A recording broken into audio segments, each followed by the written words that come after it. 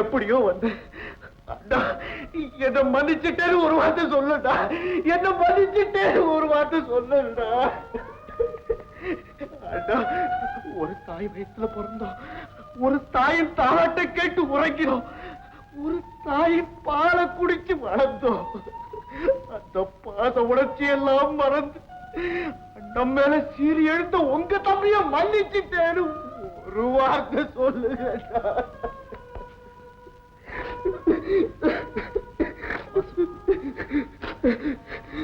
ஆத்திரத்தினுடைய அகன்ற கரங்கள் என்னுடைய கண்களையும் மூடிடுச்சு, உன்னுடைய கண்களையும் மூடிடுச்சு.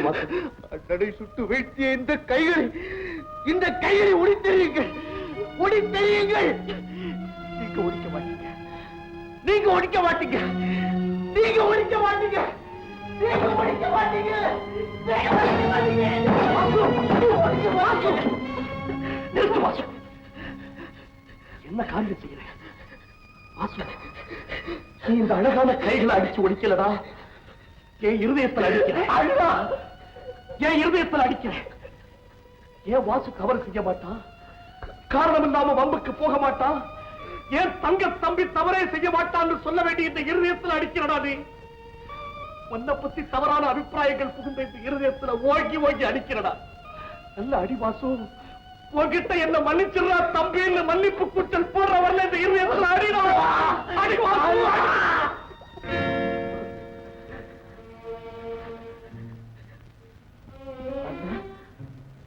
அன்னைக்கு என்ன ராஜா எங்க?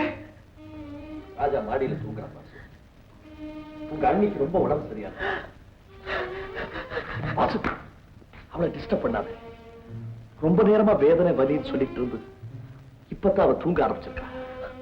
ஐயோ, அண்ணியோட உடம்பே மாறிடுச்சு. ஆமா வாசு, என் சௌந்தர்யுடைய அழகு காலமும் நோயும் சேர்ந்து பங்கு போட்டு அழிச்சிடுச்சு.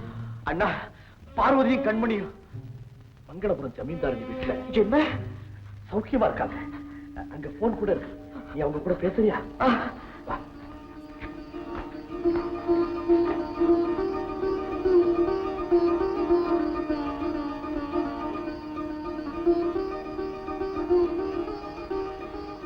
ஹலோ, யார் பேசுறது? கண்மணி பேசுறேன். கண்மணியா?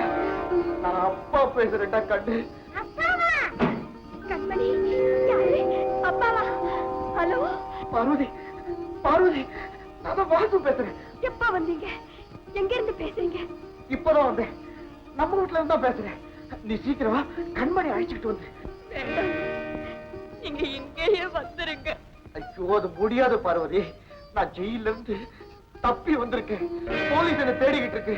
நீங்க 2 பேரும் சீக்கிரமா வந்துருங்க. நீ கண்மணியை பார்த்துட்டா அதுவே எனக்கு போதும். சீக்கிரம்.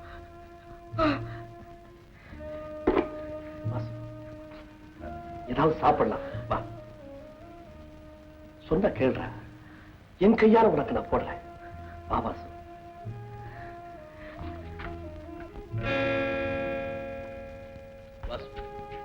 என்ன இருந்தாலும் ஜெயில இருந்து நீ தப்பி ஓடி வந்திருக்க கூடாது. இந்த மாதிரி விஷயங்கள்ல சட்டத்துக்கு கட்டுப்பட்டு தான் நடந்திருக்கும். எப்படியோ உங்க காலடியில விழுந்து மன்னிப்பு கேட்கணும் துடிச்சுக்கிட்டு இருந்தேன். சந்தர்ப்பவசமா ஜெயில ஏற்பட்ட தகராறு என்ன உங்க காலடியில கொண்டு வந்து சேர்த்துடுச்சு. வாசு, நாளைக்கு காலையில எந்திரிச்சதும் முதல் வேலையை ஒண்ணு போலீஸ் ஸ்டேஷன்ல கொண்டு ஒப்படைக்க போறேன். அதுக்கு பிறகு உனக்காக அப்பீல் செய்து உன் தண்டனையை குறைச்சு உன்னையும் பார்வதியை சேர்த்து சந்தோஷமா பார்க்கணுன்றதாண்டா என்னுடைய லட்சியம். சாப்பிடுற அண்ணா, பார்வதிதான். நீ இங்கே இரு, நான் போய் பார்த்துக்கிறேன்.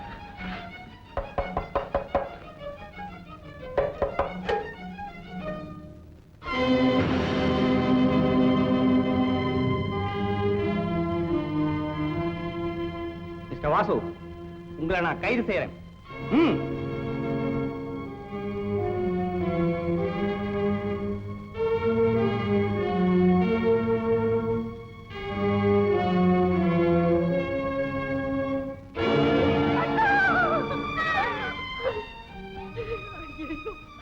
அவரை விட்டுடுங்க. என்னங்க எங்களை வர சொல்லிட்டு நீங்க எங்கெங்க போறீங்க? பேசுங்க, பேசுங்க. மிஸ்டர் வாசு, ஐயோ அத்தா, எங்களை விட்டுட்டு போறீங்களே. மிஸ்டர் வரதன், உங்க மிஸ்ஸஸ் சரியான நேரத்துல போன் பண்ணாங்க. ரொம்ப தேங்க்ஸ். நான் வரேன். அத்தா,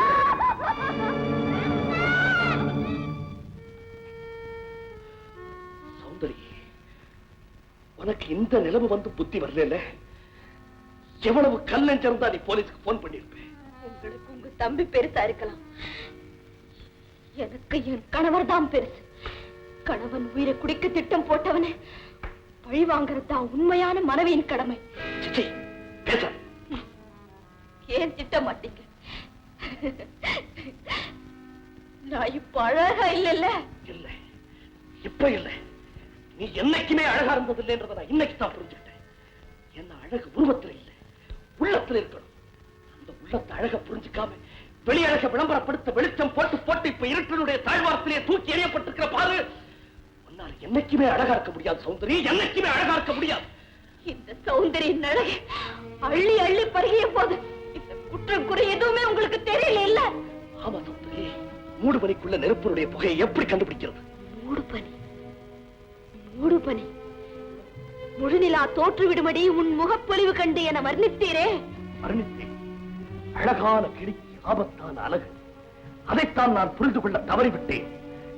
பளபளப்பு உடலில், பாஷாணம் தலையில் பாம்புக்கு, பாவி உனக்கோ நெஞ்செல்லாம் நஞ்சு. உண்மையில் குற்றமில்லை.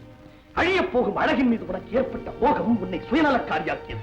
அண்ணன் தம்பி பாசத்திற்கிடையே உன் அழகு கிறுக்கு அகழ் வெட்டியது. அன்பு வரவுடன் பொருத்தி வந்தாள் அனாதையாக. அவளை உன் அழகின் ஆணவம் ஆட்டி படைத்தது. இப்போது எங்கே அந்த அழகு, எங்கே அந்த எழில், எங்கே அந்த பொலிவு? நீலம் எங்கே, வெப்புருவம் எங்கே, பின்முகில் கூந்தல் எங்கே? விதவிதமான வளைவுகள், ஒய்யார அசைவுகள், ஆம்பட மேனி, மாணிக்க இதழ்கள், மத்தாப்பு சிரிப்பு, சித்தாப்பு பார்வை, இவையெல்லாம் எங்கே? என் அறிவை மயக்கிய உன் அழகு எங்கே? என்னை ஆட்டி படைத்த உன் அழகு எங்கே? எங்கே, எங்கே? அழகையா கேட்கிறீங்க? ஏன் அழகையா கேட்கிறீங்க? ஏன் அழகு? இதோ, இங்கே, இங்கே, அங்கே.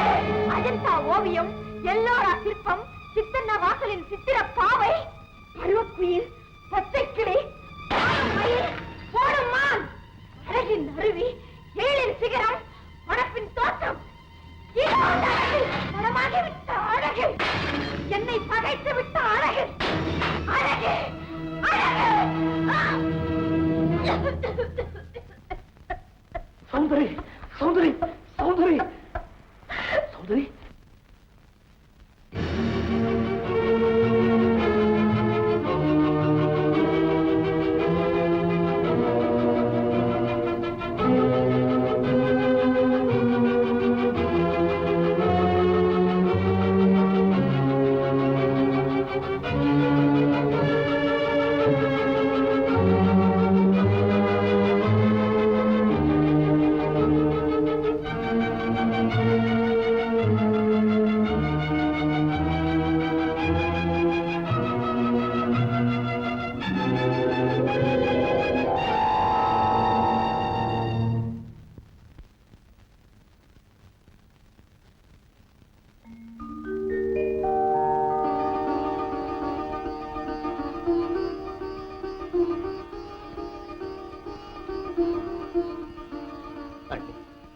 இப்போ உங்க உடம்பு எப்படி இருக்கு அண்ணி?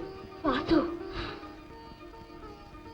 உடம்பு மட்டும் இல்ல, என் உள்ளம் கூட நல்லா ஆயிடுச்சு. அழகு அழகுன்னு அழிய போற அழகுக்காக ஏங்கி தவிச்சு அழியாதது அன்பு ஒண்ணுதாங்கிறது இப்பதான் புரிஞ்சுக்கிட்டேன்.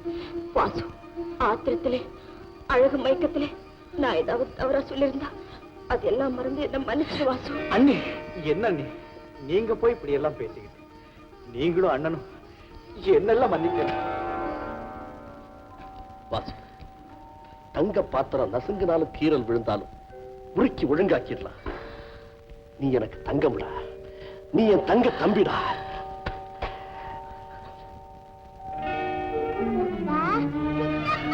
ராஜா,